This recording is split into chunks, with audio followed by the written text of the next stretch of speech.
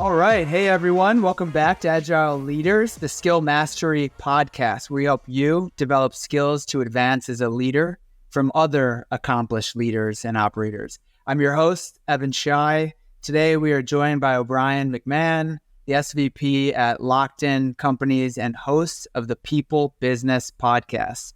His work centers around, as you'd guess, people strategy, skills, and development. Thank you so much for being here, O'Brien. Thanks for having me. This will be fun. Well, I'm excited, and I think just the first place to kind of kick things off is maybe you can share a little bit about your journey and specifically the work that you're doing today at Lockton and maybe the podcast as well. Sure. So I've been at Lockton for 14 years, and the services we provide are total rewards consulting. So we help companies with their benefits, compensation, retirement plans. And that's good. It's fine work. I enjoy it. There's some good conversations there. But I've always been interested in what the broader people strategy is at a business and how each of the pieces that we support can fit into that broad strategy. And so I've been involved with the local SHRM chapter over the years, with their education committee, just trying to understand what HR specifically is thinking about when it comes to the human side of business. Sure. And then a couple of years ago, had the idea to launch my own podcast called, as you said, People Business, because every business is a people business and every person is in business in some way. We all work somewhere to try to earn a living. And so the show really just explores kind of three key themes: personal development, interpersonal skills, and people strategy. So How do you become the best version of yourself? Because you can't lead others farther than you've led yourself. How do you have better interactions with other people? And then how do you organize and lead people towards some kind of common goal? And it all plays together, because I think if you can learn the principles of how to interact with other people better, sure, you can take that to any facet of your life: business, personal, family, friends, whatever. Yeah. The functional role that you play with clients, customers, ultimately partners, whatever terminology you guys use, are you able to flex some of that muscle with clients? Like, how does the work and the information that you're getting from the podcast being applied in work? Yeah, absolutely. I mean, there's some direct application in the sense that if we're helping a client put together their benefits plan, I mean, it's one thing to go in and just say, hey, what do you want your deductible to be? And how do we set your co-insurance level and all that stuff? But I think the more fun place to start is, what's your recruiting and retention strategy? What are your growth strategies? What type of culture are you creating? What type of experience do you want your people to have? What are the values that you have?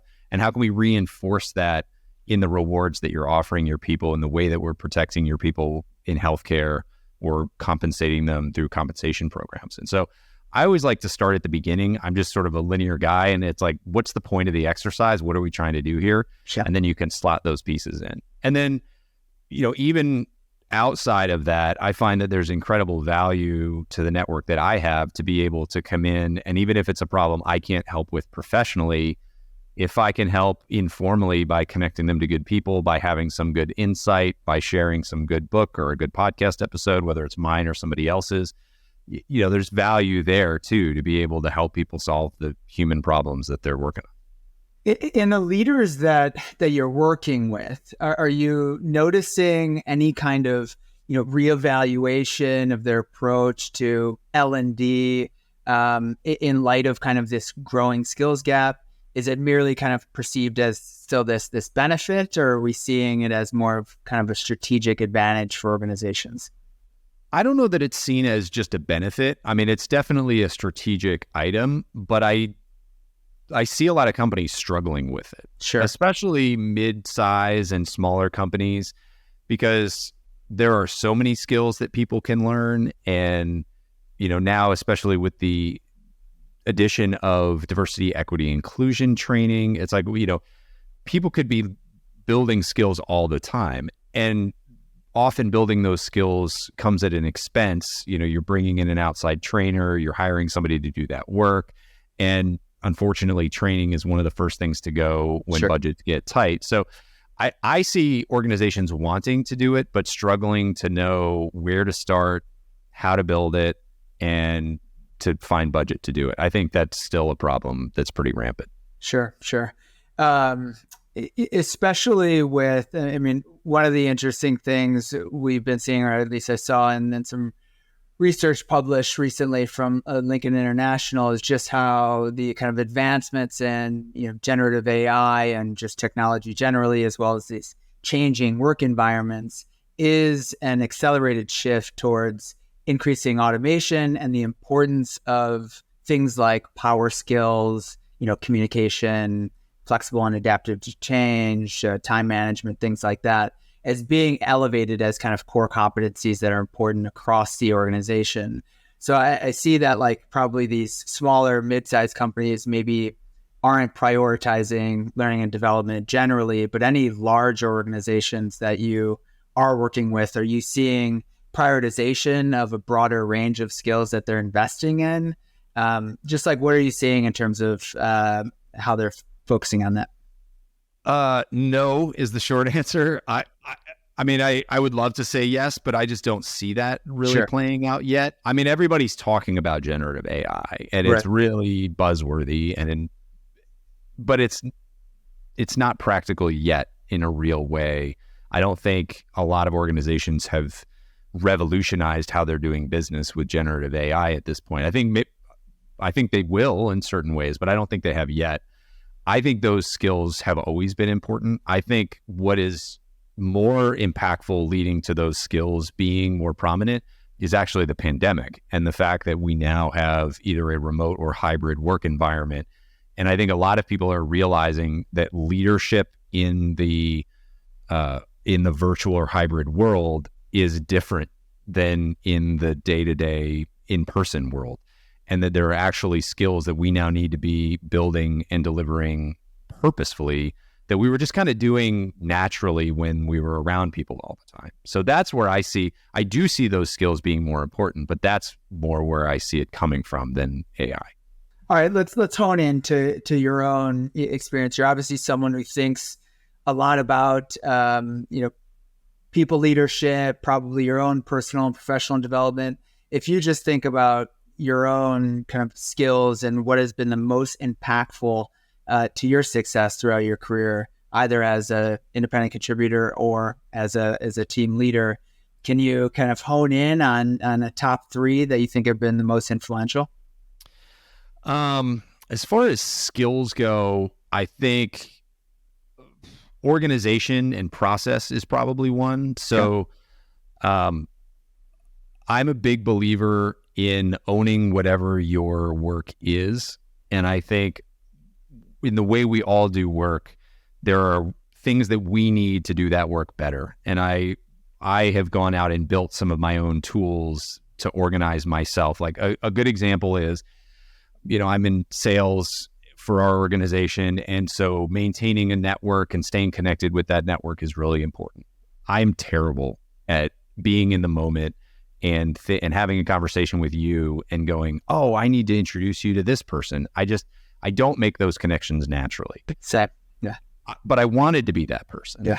And so I built spreadsheets for myself where I had everybody who I had met, I had what they did, and I also had what they were interested in. And what I would do is I would just constantly go through them. I would meet with you and then I'd go back and I'd be like, oh, that was an interesting conversation. And I'd go through that list and I'd be like, oh, of course, they should meet these two people. And it just was a tool that allowed me to overcome my natural shortcoming and to deliver the kind of experience and to be the kind of person that I wanted to be. And so then once I saw that that was impactful, I just sort of looked at other things and said, well, where else am I getting slowed down? What's the next big leak in the way that I'm doing my work? And then you try to solve that leak, and then you do it again and you do it again. And eventually I now have this set of tools that if I show them to somebody else who's new in our organization, they're like, holy shit, this is way too much. But for me, it's how I run my business because I've built it for myself. And every once in a while, one of those tools is really helpful for someone else. So I think that like organization and process building has been a really helpful skill.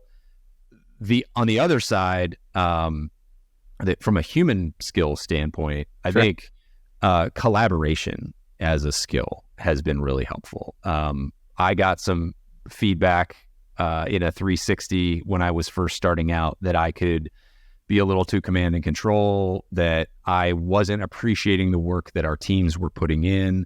And I did appreciate it. I did respect our teams, but I was not showing up that way. Sure. And so really thinking about what it means to be collaborative, sitting in a room, asking for other people's opinions, being willing, like vocalizing that I want to be challenged, sharing my ideas last, some of that kind of stuff has made a big difference in my relationships with the team. And now I have some really strong relationships with our teams. And so I would say that would be a second one. And then the ability to ask questions. So to be curious about a client, to be curious about somebody on my team, and to be questioning and critical thinking at the same time. So, okay, I'm asking this question, they're giving me this answer. What does this mean? And what else do we need to know? And what can I do with this answer? Sure. I think the more you can combine questioning and critical thinking and really going deeper with people, the better and faster you can get to good outcomes. I love that. The better and faster you get to good outcomes. We have an operating principle internally. I kind of take this everywhere I go.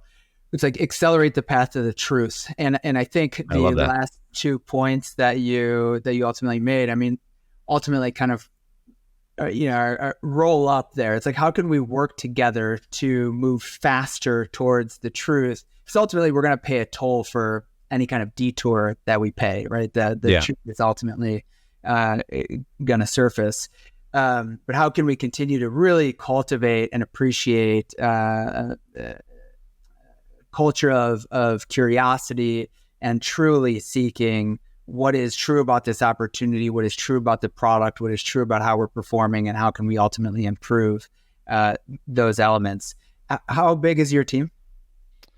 So mine's kind of interesting because I work with several of our teams. So we probably have 15 teams of people who service our clients, and I probably work with 10 of them.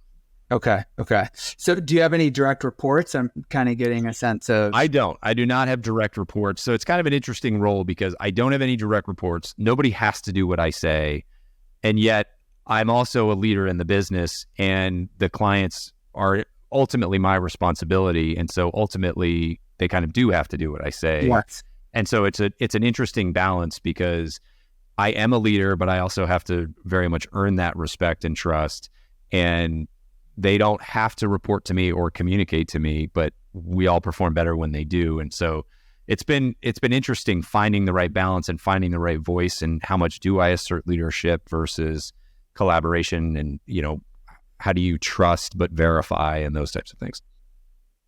I would love to double click on that. You probably already alluded to some things that are certainly helpful in enabling you to influence in ways that aren't just a result of, kind of direct authority and position. Like anything beyond kind of approaching conversations in a more collaborative tone, making sure you're hearing and listening to other people's perspectives, that has enabled you to effectively and efficiently influence folks who don't necessarily directly report to you? Two things. I think communicating your intent up front. So, hey, I just want to deliver a good experience for the client. That's what I'm after here. Everyone can align with that. Yeah, right? And we can all get behind that. Like, hey, I want to support you. I want you to be the best version you can be. But we got to have a tough conversation around what that looks like. Yes. I think if you can start with focusing it on performance, or focusing it on like just being clear on what your goals are. Yeah, I think that can then help everybody sort of check their ego or check that defensiveness a little bit and be like, okay, I can get on board with that. The other thing that I find, and I say this to all of our new salespeople too, I think if you can walk through the world with a mindset of being curious and helpful, you can go a long way. And so I always say it with our clients. I think it's true with our teams too. Like if you walk in and you just are genuinely curious, you're going to ask better questions. And then if you're trying to be helpful, you're going to come across better than any other salesperson who's trying to convince them of something. Same with your team internally. If you're sitting down to solve some problem and you're just curious and helpful, it's going to feel good for everybody. You're going to help people, and that's going to feel good for you. It's going to feel good for them. And, I've had people say, come back years later and say, I still remember when you told me X, and I've been using that for the last 8 years. And you're like, I don't even remember saying that. But Sure. I was in the moment, I was trying to be helpful, and, thank God it landed. I love those powerful, just like first principles that, people can use as a compass in a ton of diverse situations. I think those Me too. And that's why I do the podcast I do, because I just think when it comes to human beings, there's so many first principles that apply to your family and to your colleagues and to your clients, just across the board. Well, on that note, I mean, with as demanding as your professional responsibilities, everything you do at Lockton, your own involvement in SHRM, your own personal and professional development, the podcast, how do you manage all of that given your kind of current day-to-day? How do you find time to prioritize your own growth and development amidst all these things? That's a good question. So I am just naturally wired that way. So at our organization, we just went through the Gallup strengths assessment, and a lot of my top ones are learner and consuming content and distilling the world and how it works. So I like whatever, I got the cheat code for that. Sure. But what I do is there are things that I need to learn for whatever I'm trying to do. And I try to do whatever I'm doing to the best of my ability. So if I'm doing the podcast, I want to know what it means to put on a good show, to have good audio quality, to communicate and market the show the right way. And I'll go deep to try to educate myself on that stuff. And then the rest of the time, when it comes to listening to podcasts or reading books or whatever, I really kind of just follow my whims. Yeah. What I find is, like you might say, you got to read this book. And I'll go, okay, that sounds really interesting. And I'll put it in my Goodreads as something I want to read later. But then when I'm done with the book I'm reading, I'll go through. And if that one doesn't really speak to me right now, I'll go read something else. And then inevitably, like a couple people will recommend the same books, or I'll go back through that list and I'll be like, oh man, that book Evan recommended 4 years ago, like that's really interesting right now. For whatever reason, like I've just gotten to a point where that's interesting. And then I'll read it, and then I'll be able to do something with it because I'm more passionate about it. I get through it more quickly. I pay more attention. I process it better. So I just always encourage people to just learn what they want to learn. Learn what you have to learn, but then also just learn whatever you want to learn. And I interviewed the author of the book, the Medici Effect. I always say that the wrong way, the Medici Effect. And the whole book was on innovation. And it was basically that real innovation happens at the intersection between disciplines. And so if you are just a specialist in your one area, you can make advancements, but you're not really going to have that lightning strike innovation. And like one of my favorite examples from the book was a guy who was working on drone technology. And they were using drones to scan areas in war zones to see where enemy combatants might be. But they had no way of having them cover it in a uniform pattern. And they were really struggling because there were blind spots and that kind of a thing. And he wound up going to a biology conference and sat through a presentation on ant behavior. And ants they'll send out a bunch of ants to look for food. And they'll leave a hormone trail, a pheromone trail behind. And the ones who find food the fastest, the most direct route, will return. And that pheromone trail will be strongest because they went out and back the fastest. And he said, well, I can actually do that with code, but I can do the opposite. I can create a code so that the drone will know to avoid certain areas that it's been most recently. And then that code will get weaker over time, and it will know to circle back to those areas and fill in the gaps. And that solved the problem. And they were able to get these really complete data sets and coverage from these drones. And so like, that's real innovation. So I always think that, long story to say, no, I love it. I think there's value to learning anything that inspires you, because you never know where it's going to come later.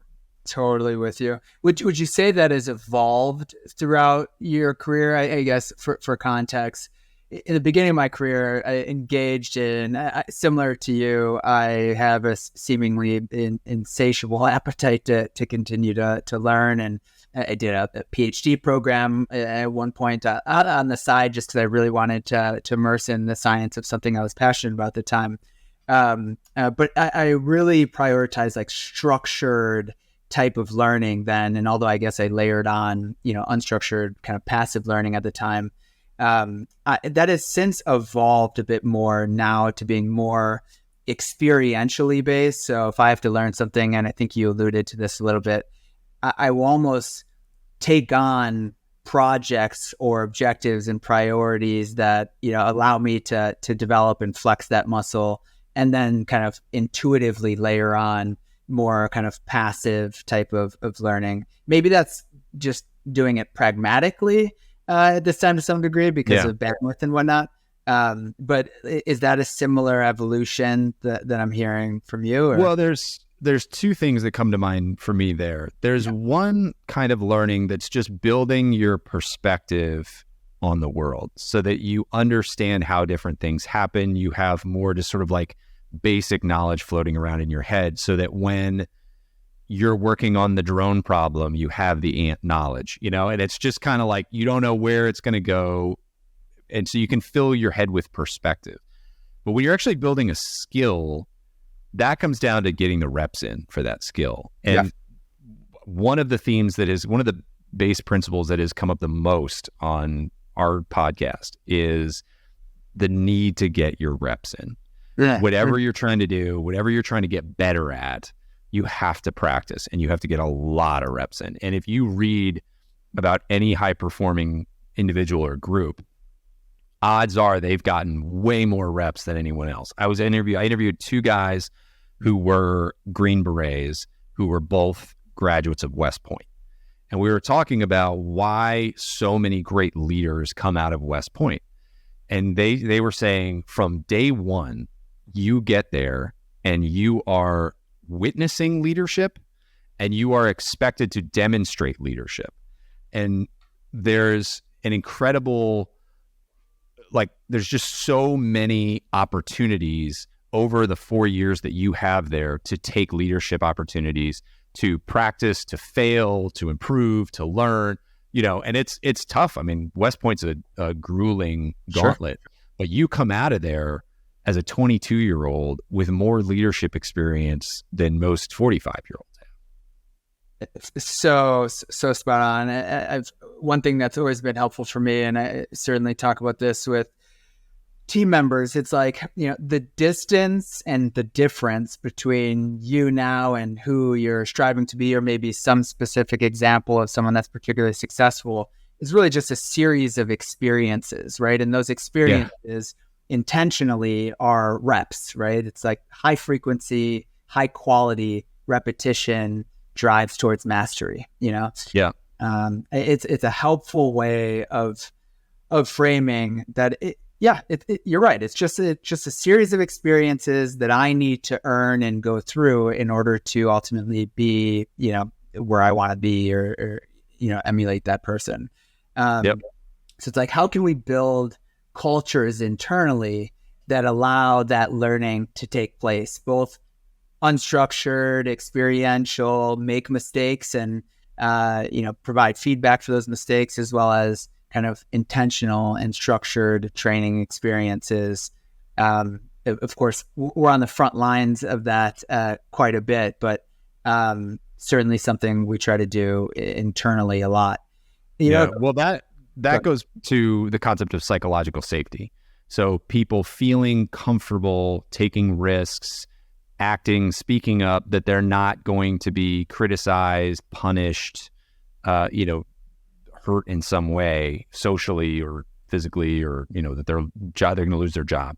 And so that topic has become more and more prominent. You hear it around more, but I think organizations that can be creating environments where they're action based and people are given grace to go out and try and make mistakes and keep going. I think those are really important when you're building culture. Well, totally. And you probably hear so many leaders communicate, especially today, the desire to move with speed and velocity, right? And be agile and adaptive, but then don't necessarily create environments or cultures that allow people to move quickly, not just for bureaucratic reasons, but because of consequences of making mistakes. And typically, if you're going to move quickly and go after new opportunities, presumably, there will be some misfires here and there. Yeah. That's the problem right there, right? Is it's like, oh yeah, we want people to be able to make mistakes, but don't make a mistake on that. Yeah. Don't make that mistake. Exactly. And like, that's not good either. It's, that creates some real tension in the organization. And like, I've talked to my wife about parenting styles, and we were talking about things that create stress in children. And she was saying, the type of parent or the adult who's like, oh, come give me a hug, but don't get my dress dirty, and it's like, wait, do you want the hug or do you want to stay clean? Like, I don't know which one you want. And so there are a lot of leaders that are doing that too. Like, no, go make mistakes, but don't make those mistakes. And so I think it's important to think about where can you make mistakes in your business. Okay.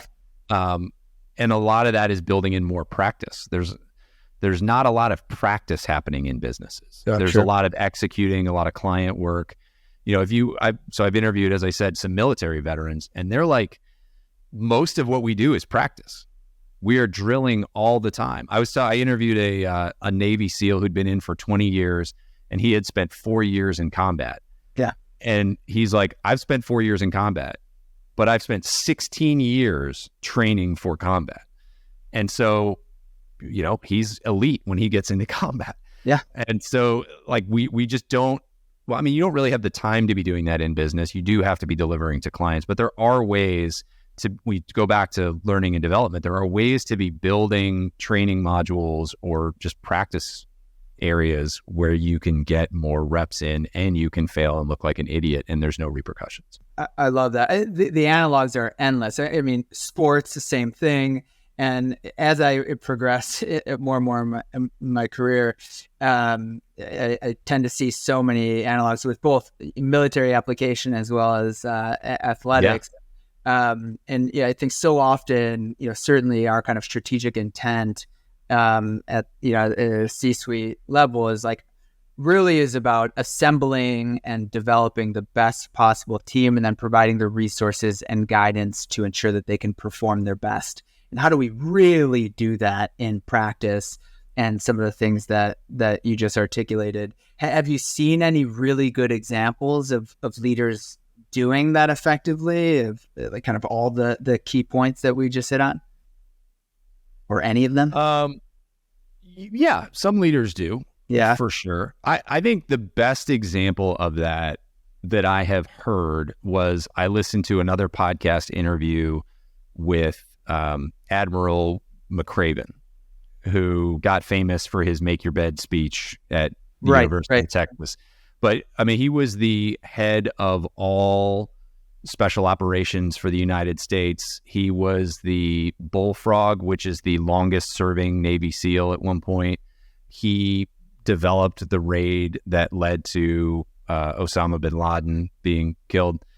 And he was on Jocko Willink's podcast talking about it. And he tells so many stories there about making life easier for his people to complete their mission. And that lesson has really stuck with me as a framework for leadership.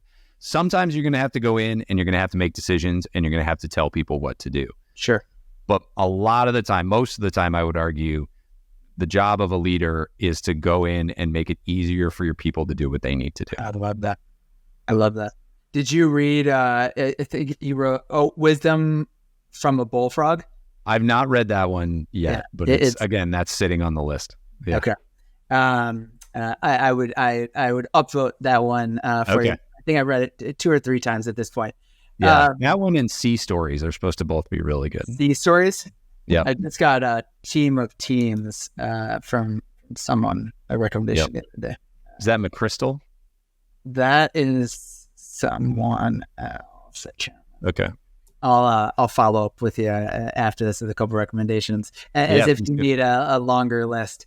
I'm always taking them. I'm always open. So I have a million other questions. I want to be respectful of your time. I am curious, how has mentorship played a role either in your own development or just how you've seen it be or not be effective in organizations that you've touched or been involved with? I think mentorship is huge. Okay. I've had good mentors in my life, and I think mentors can serve a lot of different purposes. I've had mentors who have put me in my place when I needed to be put in my place. I've had some that have believed in me when I need somebody to believe in me. And then there are some who teach you and kind of educate you and bring you along the way. And I think all of that is valuable. I think one of my beliefs around mentorship is that people make a mistake that they need a formal mentor. And I think formal mentors are great.